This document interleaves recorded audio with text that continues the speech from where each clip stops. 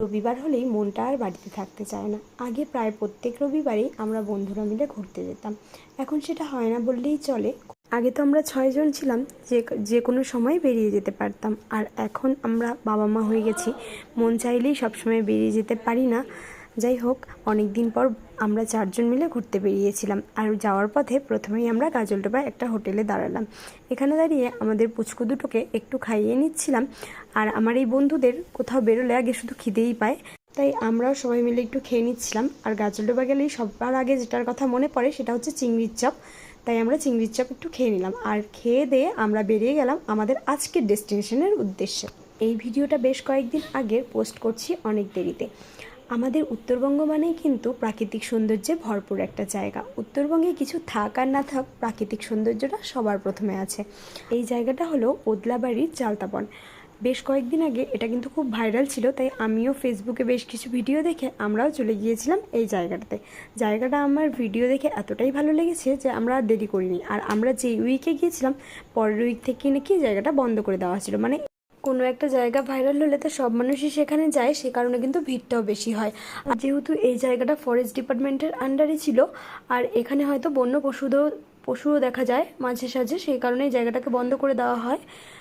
যদিও কারণটা আমি সঠিকভাবে জানি না। যাই হোক, জায়গাটা ভীষণই সুন্দর। পাহাড়ের মাঝখান দিয়ে ছোট ছোট নদী, আর নদীগুলো কিন্তু একদম স্বচ্ছ। মানে যেহেতু পাথরের মধ্যে দিয়ে জলটা বয়ে যাচ্ছিল, সেই কারণে জলটা একেবারেই স্বচ্ছ, ভীষণ পরিষ্কার ছিল। আর এই জলটা দেখে আমার হিউ ভীষণ খুশি হয়েছিল। ও কতক্ষণে নামবে, যেহেতু ও জল ভীষণই ভালোবাসে। আর ও নামার জন্য খুব বায়না করছিল, তাই ওর পাপা কিন্তু ওকে নিয়ে নেমেই পড়েছিল। এই জায়গাটাতে গিয়ে আমাদের যতটা না ভালো লেগেছিল, তার থেকেও বেশি ভালো লেগেছিল আমাদের পুচকু দুটোর। ওরা কিন্তু বেশ খুশি ছিল আর জল থেকে উঠতেই চাইছিল না। বেশ কিছুক্ষণ এখানে খেলা করে মোটামুটি ওরা স্নান সেরে ফেলেছিল এখানেই। আর শেষে কিন্তু দুজনের একজনকেও তোলা যাচ্ছিল না, মানে ওরা আরও এখানে বেশ কিছুক্ষণ থাকবে। যেহেতু ছোট মানুষ, ঠান্ডা লেগে যাবে, সেই জল থেকে তুলতে চাইছিলাম। কিন্তু বেশ ভালোও লাগছিল যে ওরা এতটা আনন্দ করছে, ওদের তুলতেও ইচ্ছা করছিল না। তারপর আমার হিউতে কিছুতেই উঠবে না, জোর করে ওকে তোলা হলো। এদেরকে নিয়ে আমরা যেখানেই যাই, এদের সঙ্গে খাবার দাবার জামা কাপড় সব কিছু তো থাকেই, তাই আমরা তাড়াতাড়ি করে মুছিয়ে টুছিয়ে ড্রেসটা চেঞ্জ করে দিলাম। আর তারপর জায়গাটাকে একটু ঘুরে দেখছিলাম। জায়গাটা সত্যি সুন্দর, কারণ কি প্রতিটা গাছে এত সুন্দর সুন্দর ফুল ফুটেছিল। আর দূরে পাহাড় দেখা যাচ্ছিল, আর ওই পাহাড়ের মাঝখান থেকে কিন্তু নদীগুলো বয়ে আসছিল।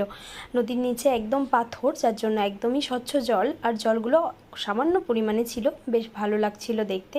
আমরাও বেশ খানিকক্ষণ এখানে পা ভিজিয়ে নিলাম।